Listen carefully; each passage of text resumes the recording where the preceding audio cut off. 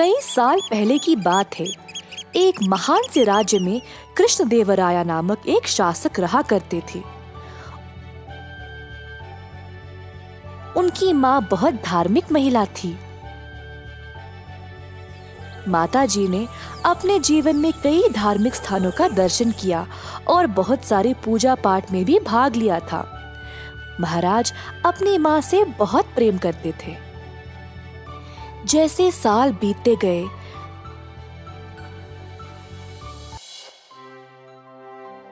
महाराज की माँ बीमार पड़ गई। महाराज ने राज्य के सबसे अच्छे चिकित्सकों को बुलाया, परंतु माँ जी की अब उम्र हो चुकी थी। सबसे अच्छी दवाई भी काम नहीं किए और अंत में वह चल बसी। महाराज कृष्णदेवराया अकेला महसूस करने लगे और अपनी माँ को बहुत याद करते थे। जब उनकी माँ बीमार थी तब वह अपने बेटे से आम खाने की मांग करती थी, परंतु आम का बंदोबस्त करने से पहले ही वह चल बसी। महाराज को ये बात और भी ज्यादा चुभने लगी कि वह अपनी माँ की आखिरी इच्छा पूरी नहीं कर पाए। आखिरकार समय आ गया था उनको इस संसार से विदा करने का। अंतिम संस्कार करने के लिए जो पुजारी आए थे, वे माता जी की आखिरी इच्छा के बारे में जानकर उसका गलत फायदा उठाना चाहने लगे। महाराज, आपकी माता जी की आखिरी इच्छा मीठे आम खाने की थी, जो अधूरी रह गई। अब उनकी आत्मा की शांति के लिए आपको कुछ सुनहरे आम दान में देना होगा। क्योंकि महाराज पहले से निराश थे, उनको लगा कि उन्हें इतना तो करना चाहिए। उनको पुजारियों पर अंधविश्वास था और बात मान ली।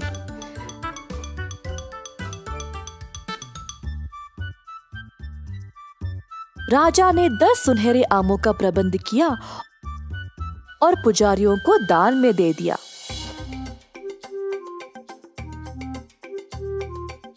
पुजारी बहुत खुश थे कि उनकी दुष्ट योजना काम कर गई। अंतिम संस्कार करके सोने के आम लेकर अपने अपने घर वापस चले गए। हालांकि महाराज के सेवक बुद्धिमान रामदास ने देखा कि क्या हुआ और राजा को दिए गए पुजारियों के तर्क को समझ नहीं पाया। पुजारियों के हाथ में सुनहरे आम कैसे एक मरे हुए इंसान की आत्मा को खुश कर सकता है? उसको पता था कि पुजारियों ने महाराज को बेवकूफ बनाया। रामदास ने उन सबको सबक सिखाना चाहा। कुछ दिनों बाद रामदास ने पुजारियों को अपने घर आमंत्रित किया।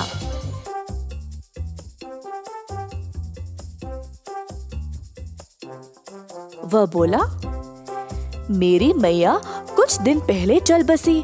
मुझे लगता है उनकी आत्मा को शांति नहीं मिली। उनके अंतिम दिनों में वह चाहती थी कि मैं उसके सिर पर गरम लोहे की छड़ी से मारूं,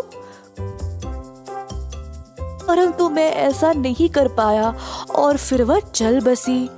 अब जैसे आप लोगों ने राजा को सुनहरे आम दान में देने का सुझाव दिया, वैसे ही मुझे भी अपनी माँ की आत्मा की शांति के लिए ऐसा ही कुछ करना पड़ेगा, है ना? मुझे आप सबको गरम लोहे की छड़ी से मारना पड़ेगा अपनी माँ के लिए।